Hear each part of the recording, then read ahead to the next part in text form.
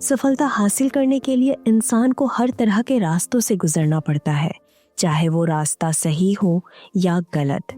एक लक्ष्य प्रेरित व्यक्ति की नज़र हमेशा अपनी अंतिम मंजिल पर ही टिकी रहती है। कभी कभी इस सफ़र में थोड़ा सा झूठ बोलने की भी ज़रूरत पड़ जाती है, और ये झूठ शायद किसी को ज़्यादा खटकता भी नहीं।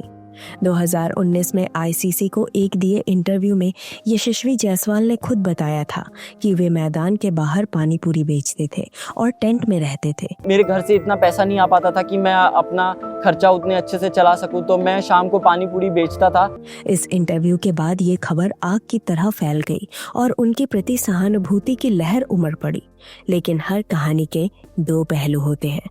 एक तरफ ये प्रेरणा देता है कि संघर्ष से सफलता का सफर कैसे तय किया जाता है, वहीं दूसरी ओर एक सच्चाई ये भी है कि भारत में क्रिकेट को आमतौर पर अमीरों का खेल समझा जाता है। हर छोटे बड़े शहर में आपको धोनी और रोहित शर्मा जैसे खिलाड़ी बनने का सपना देखने वाले लोग मिल जाएंगे, लेकिन भारतीय क्रिकेट टीम का हिस्सा बनने के लिए केवल टैलेंट काफी नहीं होता, उसके लिए करोड़ों रुपए पानी की तरह बहाने पड़ते हैं। अगर आपके किसी दोस्त ने जिला स्तर का क्रिकेट खेला हो तो उनसे पूछिएगा, इंटरनेशनल लेवल तो छोड़ दीजिए, उनसे पूछिए सिर्फ नेशनल लेवल का क्रिकेटर बनने में कितना खर्च आता है।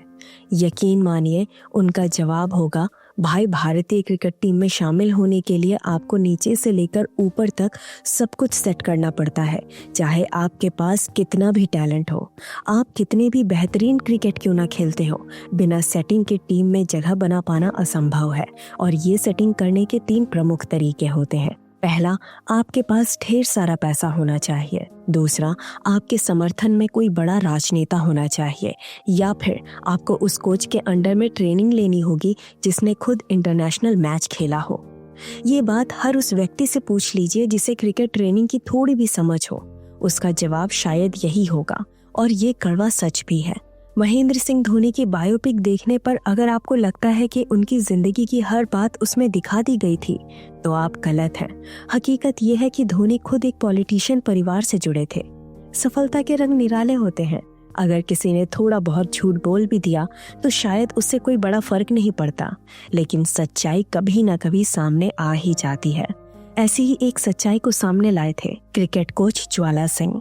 ज्वाला सिंह ने बताया कि ये तस्वीर 2018 की है। उस वक्त एक टीवी चैनल ने क्रिकेटरों की कहानी दिखाने के लिए एक खास विजुअल मांगा था।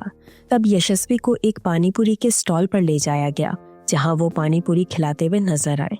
ये स्टॉल भी उनके ही एकेडमी के बच्चों का था, और साथ ही जिन बच्चों को वो पानीपुरी खिलाते हुए दिखाई दे रहे थे वे बच्चे भी ज्वाला सिंह की एकेडमी के ही थे। लेकिन इस तस्वीर ने ऐसा भ्रम पैदा किया कि हर कोई यशस्वी को पानीपुरी बेचने वाले लड़के के रूप में देखने लगा। असल में यशस्वी 2013 से 2022 तक अपने कोच ज्वाला सिंह के घर में रहे। उन्होंने हमेशा यशस्वी को एक बेटे की तरह पाला, न केवल उनकी ट्रेनिंग की जिम्मेदारी ली बल्कि उनकी हर छोटी बड़ी ज़रूरतों का भी ध्यान रखा। ज्वाला सिंह के लिए ये तस्वीर और उस पर बनी कहानी दुखदाई थी, क्योंकि ये उनके और यशस्वी के असली संघर्ष को धुंधला कर रही थी।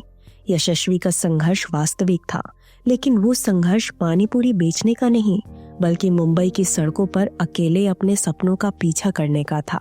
टेंट में रातें बिताना, मैदान पर घंटों मेहनत करना और आर्थिक तंगी से जूझते हुए भी क्रिकेट के प्रति अपने जुनून को जिंदा रखना, यही उनकी असली कहानी थी।